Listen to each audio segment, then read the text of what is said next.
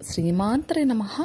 అందరూ బాగున్నారని ఆశిస్తూ మనస్ఫూర్తిగా కోరుకుంటూ ఉగాది పండుగ పర్వదినాన ఉదయాన్నే మేము తయారు చేసుకుంటున్న ఉగాది పచ్చడి చూపిస్తూ మీకు ఉగాది విశిష్టత గురించి నాకు తెలిసిన 2 మాటలు మీతో పంచుకోవాలని ఉందండి.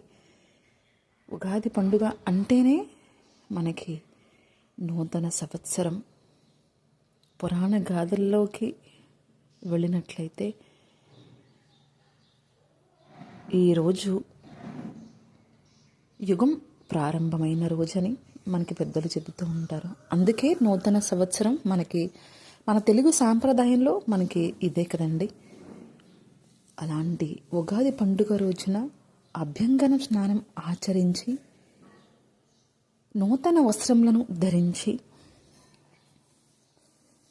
దీపారాధన చేసుకుని ఈ షడ్రుచులతో కూడినటువంటి నైవేద్యాన్ని స్వీకరించి స్వామివారికి సమర్పించి మనం స్వీకరించి ఈ షడ్రుచులను మన జీవితంలో ఉంటాయని అర్థం చేసుకుంటూ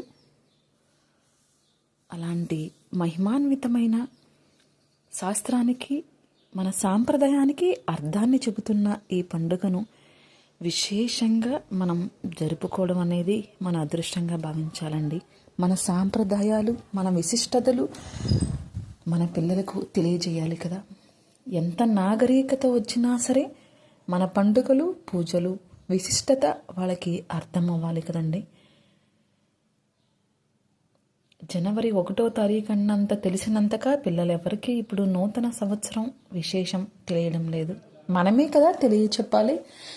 అందుకే ఈ పండుగ విశిష్టత చేసుకుంటున్నప్పుడు కూడా మనం ఇలా చేసుకునే వాళ్ళం, ఇలా ఉంటుంది, దీనికి అర్థం ఇది అని మన పిల్లలకి మనం చెప్పుకోవాలి.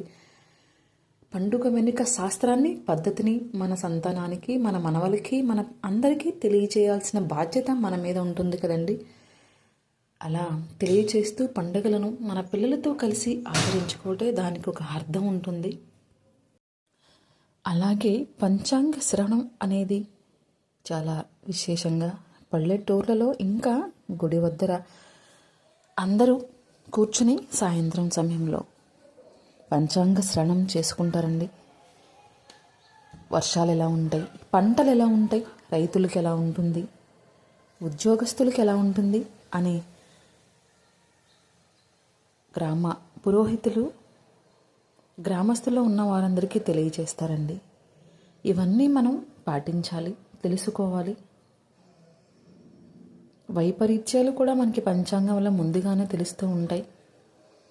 ఇవన్నీ తెలుసుకుని ఆచరిస్తూ మన వంతు చేయాల్సిందే. మన సాంప్రదాయ విశిష్టతను మనం చేసుకుంటూ ముందుకు వెళితే మన హిందూ ధర్మానికి కూడా ఒక పరమార్థం ఉంటుంది. మన ముందు తరానికి అందరికీ మనం మేలు చేసిన వాళ్ళం అవుతాం. ఇప్పుడు పిల్లలకి ఏమీ తెలియడం లేదండి అసలు కొంచెం కూడా. అందరూ ఏ పండుగ ఆచరించినా వారికి తెలిసినంతలో వారి పిల్లలకు కూడా తెలియచేస్తూ అర్థమయ్యేలా చెప్తూ ముందుకు తీసుకెళ్తారని ఆశిస్తున్నాను. నాకు 10 సంవత్సరాల నుంచి ఉగాది పచ్చడి అనేది మా అమ్మాయే కలుపుతుందండి. అనుకోకుండా అసలు ఉగాది రోజు ఒక్కరోజు చదువుకోవడానికి ఎక్కడ ఉన్నా సరే ఉగాది రోజు మాత్రం ఇంటి దగ్గరే ఉంటుంది. ఆడపిల్ల ఉదయాన్నే లేచి అన్నీ సమకూర్చుకుని ఆ పచ్చడి షడ్రుచులతో కలిపినటువంటి పచ్చడి తయారు చేసి నైవేద్యం పెట్టి మా అందరికీ తనే ఇస్తుంది. ఇది అలవాటుగా మారిపోయింది మా ఇంట్లో.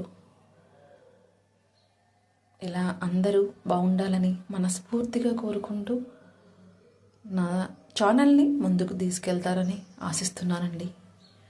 షార్ట్ వీడియో చూసినంత విధిగా లాంగ్ వీడియో ఎవరూ చూడటం లేదు. ఆదరించి ముందుకు తీసుకెళ్తారని ఆశిస్తున్నాను. నా పూజ ఎలా ఉందో అన్నీ నా సాంప్రదాయాలు మీకు వినసొంపుగా ఉన్నాయో లేదో వాటి గురించి ఏమైనా చెప్పాలనుకుంటే కామెంట్ రూపంలో తెలపండి. ఏదైనా తప్పు ఉంటే సరి చేసుకుంటాను. మీ అందరి ఆశీస్సులతో ముందుకు వెళ్ళాలని మనస్ఫూర్తిగా ఆశిస్తున్నానండి. Thank you so much. చిన్న లైక్ చేయండి, షేర్ చేయండి, సబ్స్క్రైబ్ చేయండి. జ్యోతి భక్తి వ్లాగ్స్ మరో మంచి వీడియోతో మీ ముందు ఉంటుంది. ధన్యవాదాలండి మరొక్కసారి అందరికీ.